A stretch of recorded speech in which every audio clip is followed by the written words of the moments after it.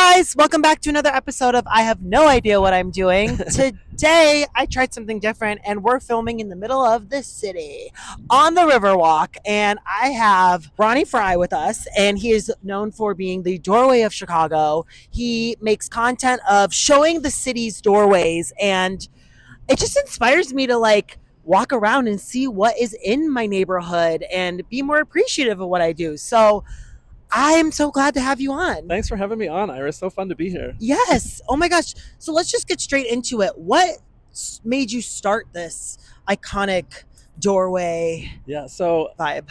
I'm an interior designer by trade, and I love doorways just because I've designed a lot of them in my career. And I kind of like the double meaning they can have, like a portal into meditation or a new chapter of your life. So there's that whole other layer to it too. And I was kind of in a negative mindset at this time. I was working in retail, not having a lot of fun. And I really was trying to get myself back to the positive person that I am. So I was reading an author called Eckhart Tolle, and he talks a lot about living in the moment, which I did not know how to do. Yeah. Always looking forward, always looking back. And he also talks a lot about meditation. And so the key to meditation, if you know, is to turn your thoughts off or your thinking off. And so I started wandering around the neighborhoods looking for cool doorways. And I was inspired by this account called Doorways of Paris. Their doors are amazing. They're very colorful in comparison to ours, which are kind of colorless. And I started posting them on my Instagram account.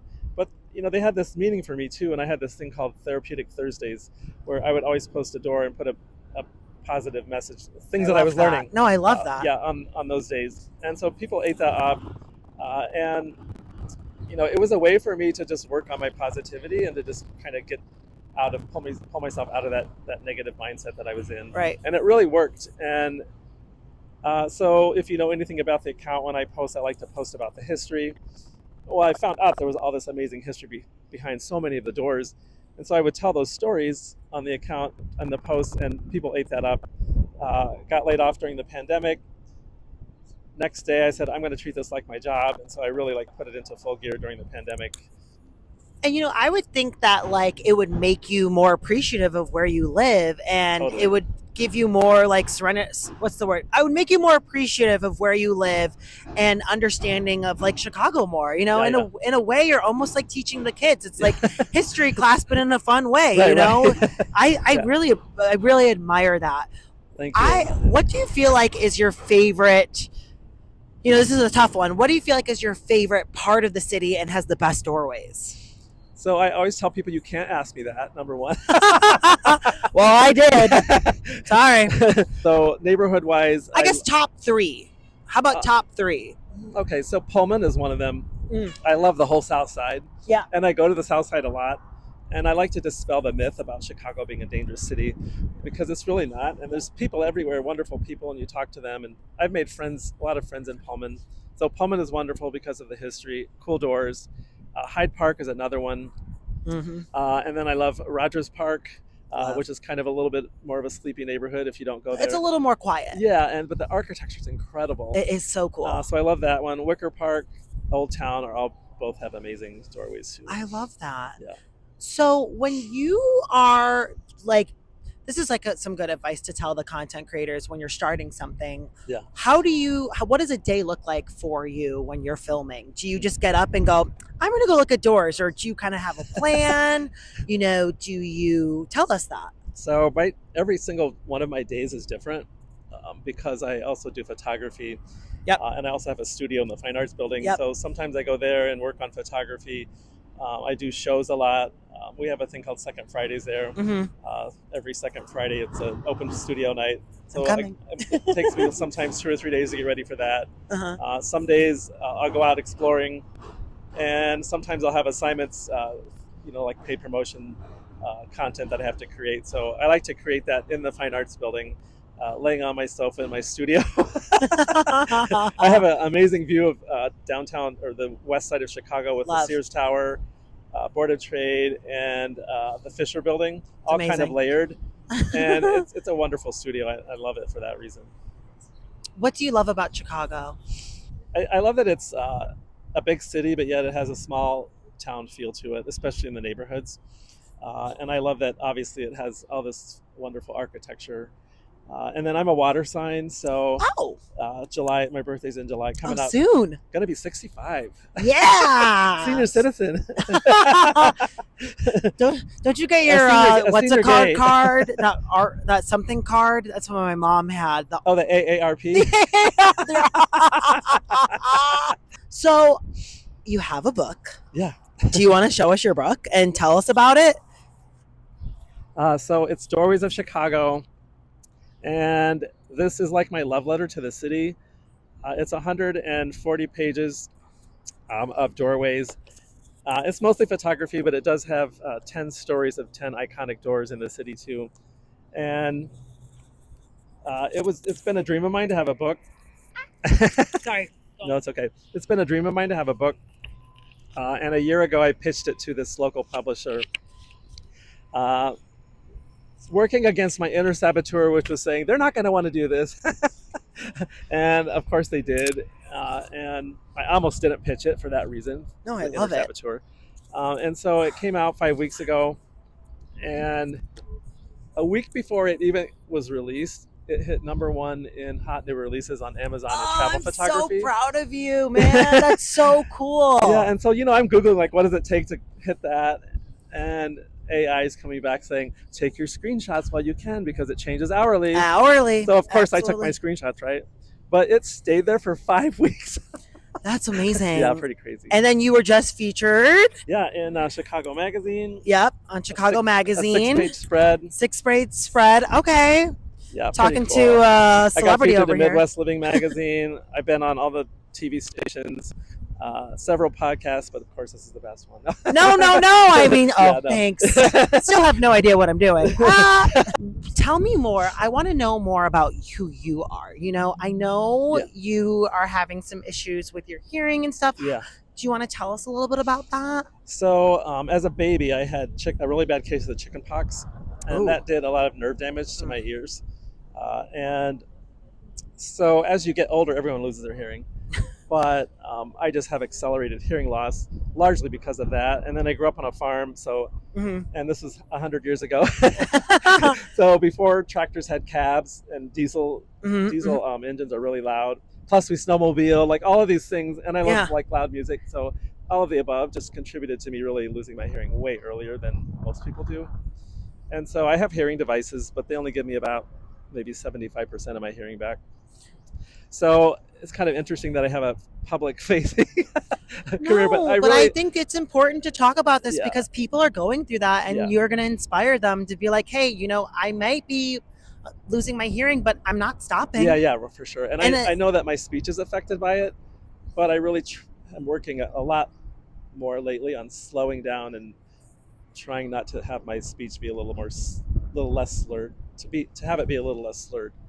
So yeah, but I mean, it just definitely hasn't stopped me. There's certain situations where I just can't hear, and then I just, like, if I'm out and it's really noisy, I just have to leave because not to make a joke, but my grandmother, she's older and she's like almost like totally lost her hearing, and sometimes she'll be like, sometimes it's good I can't hear. Like, sometimes I'm glad because sometimes y'all are talking way too much, and I'm just eating and I'm happy. Right. When I lived with my roommate in Andersonville, we would ride, and both worked at Bloomingdale's downtown here. We would ride the bus home together, and when I have my devices on, they are also my earbuds. It's all Bluetooth in now. The technology is amazing. So I can just swipe and turn off the hearing part of them, so I hear like mostly nothing. But I can still hear what I'm listening to on my phone or whatever. That's wonderful. So, that's kind of cool. She would get so jealous of me. So I was like, I know, like, because when the crazies would talk on the bus. You probably hear some crazy stuff, man. Oh my God. Yeah. So what are some places that you recommend for people to go see doorways? Like, where are some cool places that, So Uptown is really a wonderful place. Uptown's so cool. I didn't mention that earlier. But I feel like Uptown doesn't get enough credit. Yeah, they really don't. But it's changed. It has a lot. Changed a lot. I feel like we're aging ourselves from that. I know, because like I'm 31, so like I feel like I'm experienced in the city, and it's definitely changed. Yeah, and the Green Mill Cocktail Lounge is over there. Yes. That image is my top seller. It yes. just sells over and over and over again, and a lot of I love vintage anything, so Love. especially vintage signs, vintage neon signs. Love. So there's a ton of all the theaters over in that area. Love it. Yeah. No. What got you into photography? So this whole exploring did. Yeah. And I didn't even know I could take a photo. You which is really crazy. can. But I think you train your eye in one art, right? Like interior design, and it definitely overlapped. Because you want the way I do my composition is largely from the way I was trained for design. So I think that that's how I got in. And my sister was a really great photographer, and she used to take all these. She told me, like, you have to take 100 pictures to get one good one. And I never had the tenacity to do that. Well, it's like when I'm filming, I probably take like 10 rounds of what I'm going to shoot, and then I'm like, okay, which one is the best one, you know? So people don't realize that there's that goes into it. And then, of course, the photos get edited too. I don't do a lot of heavy editing, but I do, of course, edit. Do you have a favorite one? A favorite what? A favorite art piece of yours? A favorite what? A favorite art piece of yours? Yeah, that Green Mill is a good one. And then I like to wander down alleys. There's just like, be careful. But yes, I know what you mean. Be careful. Another story there. Part 2. No, but there's like really cool things in alleys. And I found this vintage sign in Bronzeville in an alley. Cool. And it's painted bright red on a piece of metal, and there's brick behind it, but the brick is also painted red and kind of like this stripe. And it says, oh no. Please, exclamation point, no pissing here. Please order. But that's cool. Now, like, you have character in your place now. Like, you get to keep those and find cool things. And so people know that I like vintage stuff. Yeah. People that follow me. So whenever I post something like that, it goes crazy. And it's kind of in this, the font is kind of like what I would call a car repair shop sign font. No, I love that. And then it's got all of the letters. It's like so a funny. Car repair in like the 1920s. Yeah, totally. I love that. Like that. What's that? Like penny copper vibe. Right. Oh, I love it. And I love that it says please. That's so funny. Please don't piss. Please don't piss. That's one of my favorites. So it is just the season of being, pridefully yourself. I love to ask my guests before I end it, what would you give someone advice if they're really going through it, coming out or just going through a tough time? It could be anybody. What's something you would give advice to them? I don't know if the advice would be something I would give, but I would just say, like, I agonized over it for 2 years because I was married to a woman, and I had a daughter, and I'm a big family man. I love kids. I love my family. So the thought of breaking that up and the idea knowing that I wasn't going to likely be able to live with my daughter on a daily basis was really, really hard. Right. And so, and then also I obviously we got a divorce. I didn't live with her every day, but and I only saw her every other weekend. But I did get liberal parenting time, which is nice. Right. But I ended up living 2 hours away from her too. So it was really, really hard for me. It was really tough. But I would say just do it, because to this day, I'm a better father to my daughter. She knows this. She's more of a gay activist than I am, really. Wow, you make me cry. She, she gets to see me now as the true person that I am instead of somebody living a lie. So what a wonderful. Yeah. Whatever situation you're in, just do it, because you're not going to be happy until you do. You just aren't. I think queer parents are the future, and get used to it, guys. Like, just, being a parent in general is a wonderful blessing. Yeah, it totally is. Children are our future, and I mean, I have two, well, actually 4. That's a long story. But I have 2 grandsons too, so it's amazing. Yeah. Thank you so much for coming on. Yeah, you're welcome. This was amazing, and we're gonna have to do a part 2. Yeah, for sure. We're gonna have you probably come on for. I would love to. Maybe season 4. Yeah. Who knows? Well, that's it. Have a good day, everybody. This is I Have No Idea What I'm Doing. Toodles. Bye.